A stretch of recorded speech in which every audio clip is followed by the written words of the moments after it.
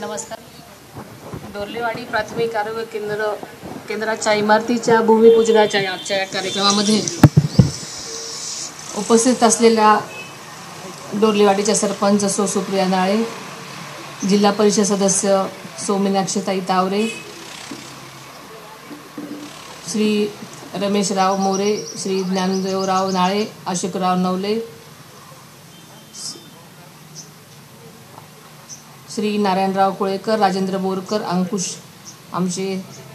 अंकुश Khot sir, Shri Kiran Taware, Shri Bapurao गवळी, श्री विनोद नवले, श्री अविनाश काळकुटे, श्री दादासाहेब बोरकर, श्री नितीन शेंडगे, श्री संतोष मासाळ, नानासाहेब झगडे, लडकतताई, सर्व झारगडवाडी डोर्लेवाडी येथील सरपंच व त्यांचे सर्व सदस्य, मळद व गुणवडई व सोनगावचे सर्वच सरपंच व त्यांचे सदस्य, doctor Barvakar, doctor Manoj Khomane, doctor Reshma Patil, doctor Reshma Khomane, आरोग्य खात्याचा सर्व कर्मचारी वर्ग, पत्रकार बंधू आणि डोर्लेवाडी व इतर सर्व ठिकाणून आलेले माझे सर्व ग्रामस्थ बंधू भगिनींनो, डोर्लेवाडी परिसरातील आरोग्य सुविधेत भर टाकणाऱ्या प्राथमिक आरोग्य केंद्राचा नूतन इमारतीचं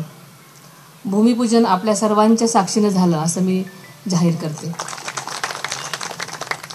या विकास कामासाठी आणि डोर्लेवाडीकरांचं मी मनापासून स्वागत करते, अभिनंदन करते.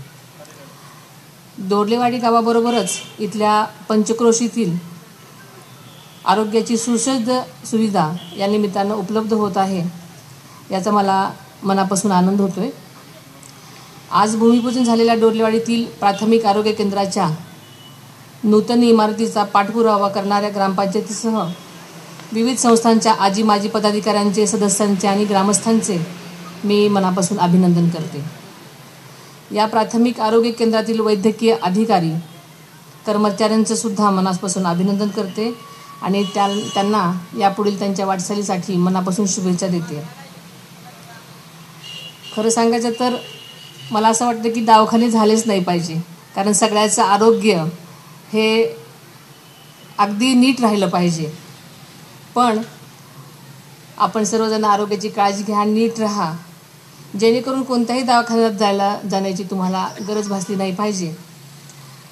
पण आज मी आल्यानंतर ऐकलं की या आरोग्य केंद्रामध्ये अतिशय चांगल्या सुविधा आहेत. आजपर्यंत खूप लोक, खूप ग्रामस्थ या सुविधा केंद्राचा लाभ घेतात आणि आता जी इमारत होणार आहे त्याही इमारतीचा अनेक डोर्लेवाडी आणि इतर परिसरातल्या लोकांना त्याचा लाभ मिळणार आहे.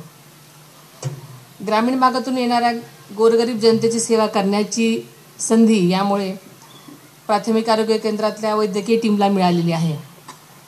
त्या संधीचं सोनं करा, रुग्णांचे आणि त्यांच्या नातेवाईकांचे आशीर्वाद मिळवा. आपल्याला सर्वांनाच माहिती आहे की राज्यातील आरोग्यसेवा सुधारण्यावर महायुती सरकारनं विशेष भर दिला आहे. त्यासाठी आरोग्याच्या विविध योजना तयार करण्यात आलेल्या आहेत. राज्यातील सर्वसामान्य जनतेला 5 लाखांपर्यंत उपचार मोफत देण्याची सुविधा महायुती सरकारनं केलेली आहे. आपल्याला सर्वांनाच माहिती आहे की यंदाच्या अर्थसंकल्पामध्ये आदरणीय दादांनी अर्थमंत्री या नात्यानं राज्याच्या वैद्यकीय शिक्षण आणि औषधद्रव्य विभागासाठी 2,574 कोटी रुपये तर सार्वजनिक आरोग्य विभागासाठी 3,827 कोटी रुपयाची तरतूद केलेली आहे. राज्याची आरोग्यसेवा भक्कम करण्यासाठी आदरणीय दादांनी आरोग्य विभागाला सर्वात अधिक निधी दिलेला आहे आणि ही आनंदाची आणि अभिमानाची गोष्ट आहे. आपल्या सर्वांनाच माहीत आहे की आदरणीय दादांच्या नेतृत्वाखाली आपल्या बारामतीमध्ये शासकीय वैद्यकीय महाविद्यालय सुरू झालेलं आहे. तसंच शासकीय आयुर्वेदिक महाविद्यालयाचंही काम जोमानं सुरू आहे. त्याचबरोबर आपल्या बारामतीसाठी 100 प्रवेश क्षमतेचं शासकीय नर्सिंग होमसुद्धा आता अजून वाढीव मंजूर करण्यात आलेलं आहे. आपल्या बारामतीचं शासकीय महिला रुग्णालय ग्रामीण भागातल्या महिलांना एक संजीवनी आहे. कारण मला असं वाटतं की असं आगळं वेगळं पहिलंच रुग्णालय आहे की फक्त महिलांसाठी आहे आणि तिथे काही जी बाळंतपणं होतात त्या सगळ्या मोफत होतात. आणि म्हणून माझ्या बारामती परिसरातल्या महिलांना याचा खरोखरच अतिशय फायदा होतो आणि अशा प्रकारचं खरोखरच वेगळं आगळं रुग्णालय फक्त बारामतीतच असू शकतं. बारामतीसह पुणेकरांच्या आरोग्य समस्या सोडवण्यासाठी सुद्धा आदरणीय दादांच्या सूचनेनुसार स्वतंत्र रुग्ण सहाय्यता कक्ष उभारण्यात आला आहे. त्या माध्यमातून अनेक रुग्णांना आणि त्यांच्या नातेवाईकांना मदत आणि मार्गदर्शन केलं जातं. डोरलेवाडी प्राथमिक आरोग्य केंद्रासाठी काही सुविधा औषधं कमी पडली तर लगेचच तुम्ही आम्हाला कळवू शकता. मी आपले आदरणीय नेते दादांच्या माध्यमातून तातडीनं त्या सुविधा इथं उपलब्ध करून देण्यासाठी निश्चित प्रयत्न करेन. खरं तर आदरणीय दादांच्या कामाचा आणि कामाबद्दल मी बारामतीकरांना काहीच सांगायला नको. आत्ता मी बऱ्याच दिवसांनी डोरलेवाडीमध्ये येत होते. बरीच आजूबाजूची गावं बारामतीमध्ये समाविष्ट झालेली आहेत. मला क्षणभर असं वाटलं की हा बारामतीचाच भाग आहे. म्हणजे दादांनी आत्ता नवलेंनी सांगितलं किंवा बाकीच्याही लोकांनी सांगितलं की तळागाळातल्या लोकांपर्यंत प्रत्येक सुविधा कशी पोचेल, त्यांच्या अडीअडचणी कशा सोडवल्या जातील, हाच दादांचा नेहमी प्रयत्न चालू असतो. आणि मला असं वाटतं की हा डोरलेवाडीतला सुद्धा विकास त्याच दृष्टीने पुढे झालेला आहे. कारण अनेक कोटी निधी एका वाडी वस्तीला दिलेला आहे दादांनी. आणि म्हणूनच मी दादांविषयी किंवा दादांनी दिलेल्या निधीविषयी किंवा इथल्या झालेल्या विकासाविषयी जास्त बोलण्याची आवश्यकता नाही, कारण तो तुमच्या सगळ्यांच्या डोळ्याच्या समोर आहे.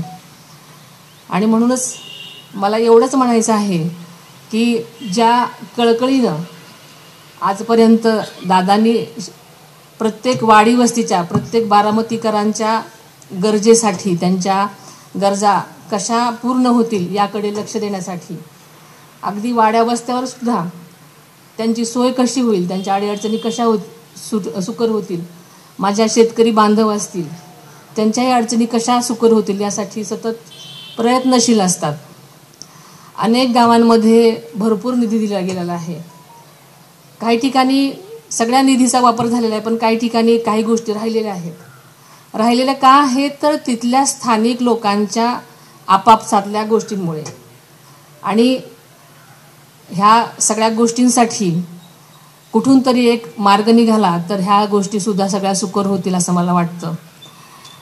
या निमित्ताने एवढंच सांगावंसं वाटतं की दादांचा आपल्या प्रत्येक शेवटच्या माणसापर्यंत पोचण्याचा आणि त्याच्या गरजा कशा सोडवता येतील ह्या बघण्याचा नेहमी दृष्टिकोन राहिलेला आहे.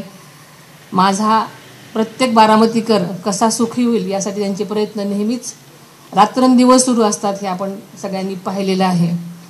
आणि म्हणूनच मला एवढंच म्हणायचं आहे की आता हा जो निधी दिलेला आहे त्याचं कामसुद्धा जेव्हा जोमाने चालेल तेव्हा सगळ्यांनी ते काम कसं दर्जेदार होईल याकडे लक्ष द्यावं.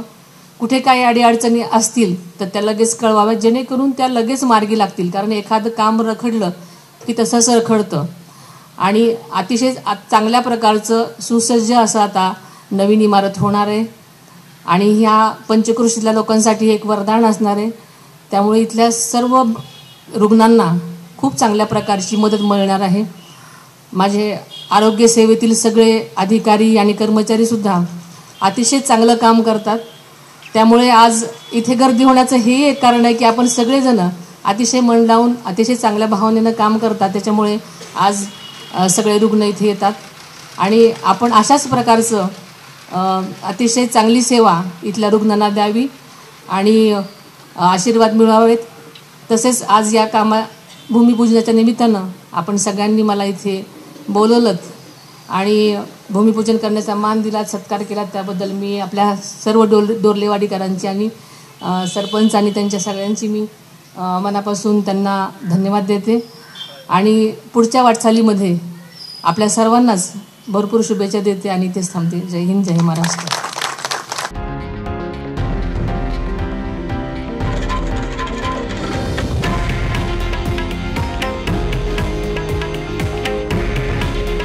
हे आहे देशातील नंबर 1 न्यूज नेटवर्क आणि आपण पाहत आहात TV9 मराठी. काळजी तुमची, हित महाराष्ट्राचं.